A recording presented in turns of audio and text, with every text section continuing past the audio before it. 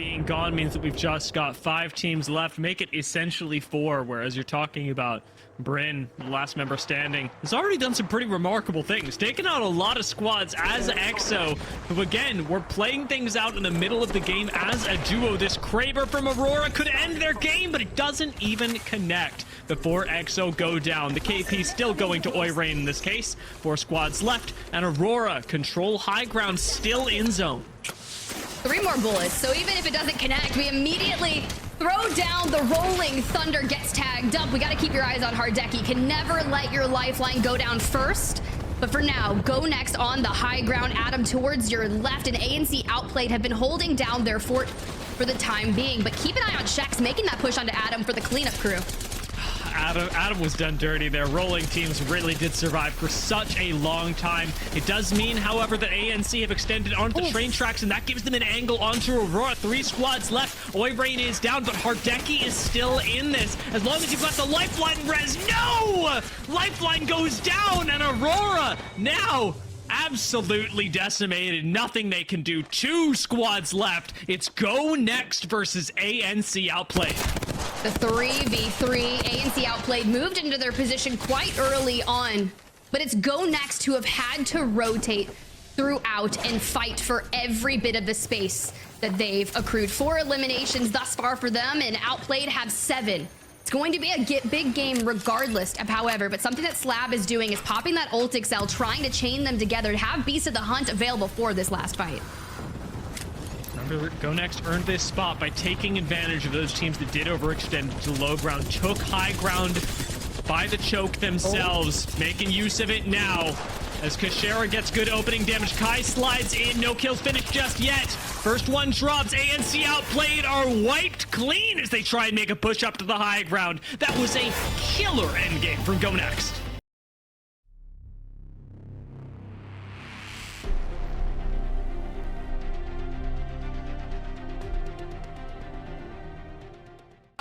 Man, that is a scary sight. Maybe the only way you could escape Hardeki with a devotion is that amount of distance, because let's be honest, it's not the best weapon from range, but up close, it's really not a contest. ANC outplayed, doing a funny little dance here and sitting by Aurora, knowing that weirdly enough, sharing space with this monstrous team is the one way that they could maybe survive to second. DMS don't have angles on this right now, but DMS actually have zone advantage coming to them. So this will be a fight realistically for who can force one team into another. And for DMS, it's whether you can force Aurora to fight ANC outplayed and third party that, because the chance that anyone gets to cross to DMS successfully is very low. I mean, I think that you've really got to lay off the pressure of ANC outplay. I think you let Aurora have to deal with them, knowing that we need to just focus on the down team. We can't focus on DMS whatsoever, and plus we will be scared to jump, because if we don't focus on the down team, ANC outplayed is just going to shoot us. I think this is a patience game if DMS have the space to play it, and that is going to be the tell. They've got plenty of room, more than Aurora right now. As 8 seconds are ticking in, the zone is starting to move. They take the opposite side though, and this is what Aurora can do. They can say, well, maybe you've got to make a choice. We might show up on the left, ANC might show up on the right. DMS, we watch your spot, and we're going for it as they continue to push, and they say we're going to take the fight in our own hands. I cannot believe they're doing this without a smoke, but the mother load comes in, delaying the push. Aurora now have to turn and fight, but their backs are exposed. They go down with Prestis finding the first knock, and Aurora still, remember, have Hardeki, can find the res, but ANC outplayed are not giving them a second to rest. Hardeki is going to go down as well, and the push from Aurora, it was a little too far, a little too early. Shex is still up, ANC outplayed. Who's going to get away with second? Because Rain Day, there is no question in my mind that DMS is coming out with first. Aurora go down. ANC, with just checks left, give up the game to DMS. Kaboom!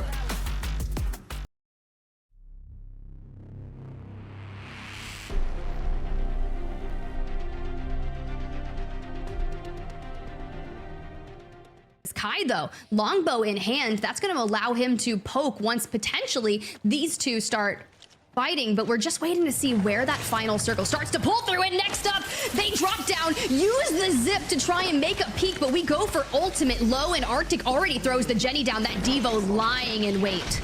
I like this move from Next Up because it shifts the focus of the game. They were absolutely going to get focused by Go Next should they stay on high ground, but now DMS is arguably the easier squad for Go Next to shoot at. They're just making the series of decisions that much easier, using Go Next's position to their advantage, because Go Next can't overswing. They can't peek on low ground because they risk getting shot out by DMS.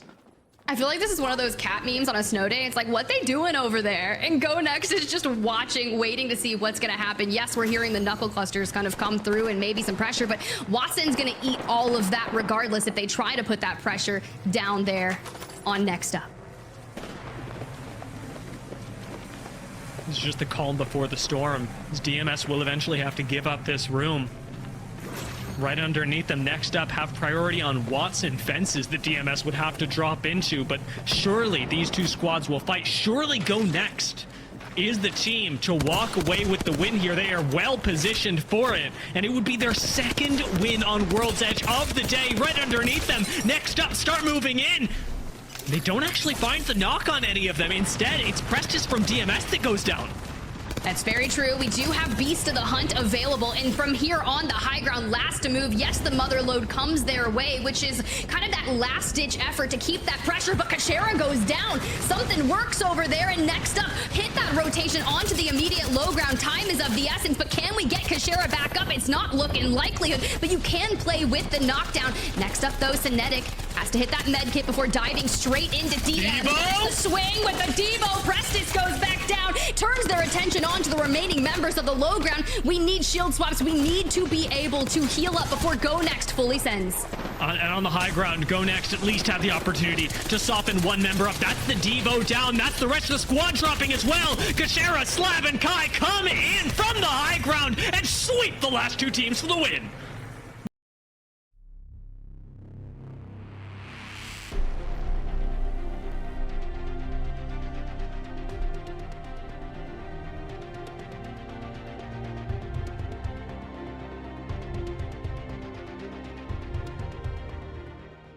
In the hands of Unlucky. We do have the Dark Veil to really use for the end game, but you got to keep your eyes on Na'Vi for the time being. Yeah, no, this is where having Catalyst is huge, and both teams end up having it that we focused on here, Alliance and Rolling Teams. Now, not as sincere, I don't remember what they were running, but it's possible if they have a Catalyst here, we can see through three walls, excuse me, from both of those teams, because they're a little bit out of zone, just out of cover of this rock. They might have to push in just a bit.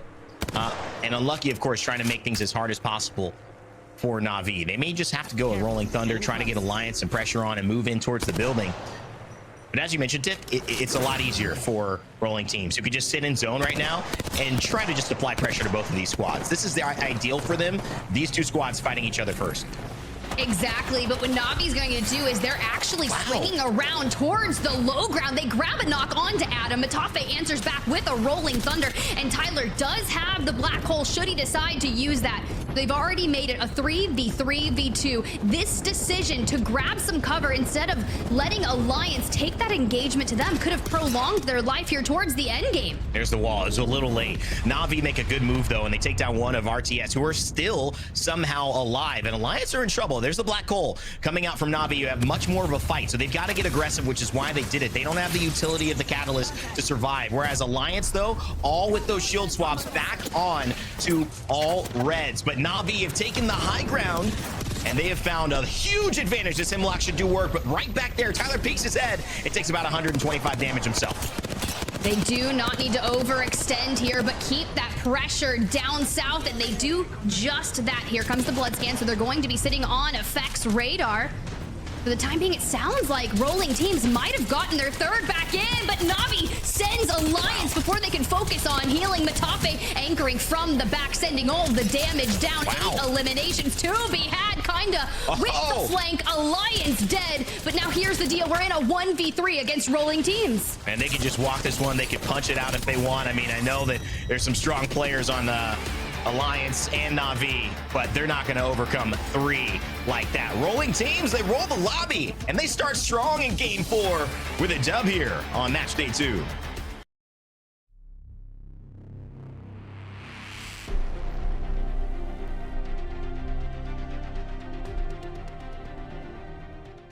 Swooping in from the side, they take out DMS first, getting a kill point and a placement point for their team. Huge play from Elonzi to keep the Cybercats arguably in the game, top 5. Now they do go down, opening this up for FA Kids, who have had the power position for even longer since they took it from Cybercats, but now are looking down. But ANC outplayed next up, and Aurora. Shield diff here for next up, but not fully healed. Will give the benefit of the doubt to ANC outplayed, and FA Kids, Jay Savage taking an angle. We talked about the power of that position that they were able to grab from Cybercats, and it's enabling them to just put the pressure on so many of these teams that find themselves on the outside looking in. Synetic, though, double-digit eliminations for the team. We'll just have to see if they can get more placement points to boot.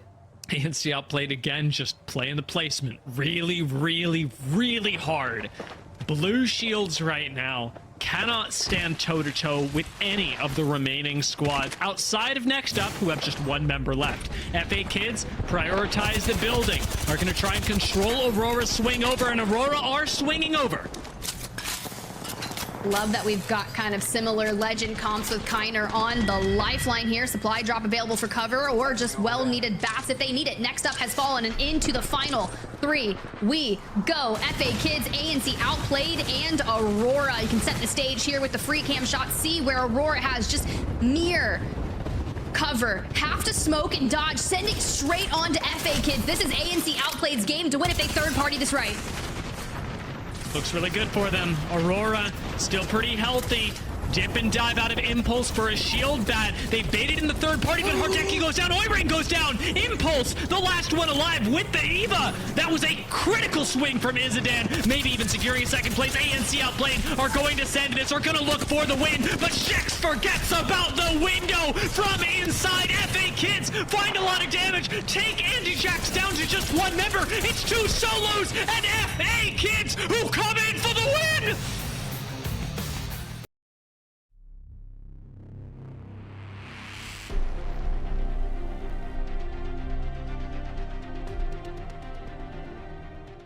Underside of the bridge instead. It's all going to hinge on the next couple of seconds. This car providing critical cover to Trojan. It's 3 squads left. Can they run back-to-back? 8 eliminations so far, moving into the final matchup. 49 points overall. Now, granted, probably need another 15 to make a play for first place, but it will be close. FA Kids have this rock to play, which is more than I had given them credit for. This normally not a great spot, but with the rock, with the lifeline care package, technically indestructible cover, says every lifeline ever in ranked. This is actually going to turn into a miraculously good spot for them. If Pits stay healthy against Trojan, what is shocking to me, however, Tiff, is that no one has taken the underside of Bridge since Cybercats originally sat there. And ultimately, you are going to want to play the stairs at some point. Trojan can't do it. FA Kids don't want to cross in front of Trojan, but when you actually get underneath this bridge, you've got a good chance, especially if you are FA Kids, with the lifeline, of holding out the other squads and pitting them against each other. Yeah, this is tough if I'm Trojan, knowing that the pool is not in my favor, and we're going to be one of the ones that have to walk first. We spend this well-needed 40 seconds or so trying to come up with a plan.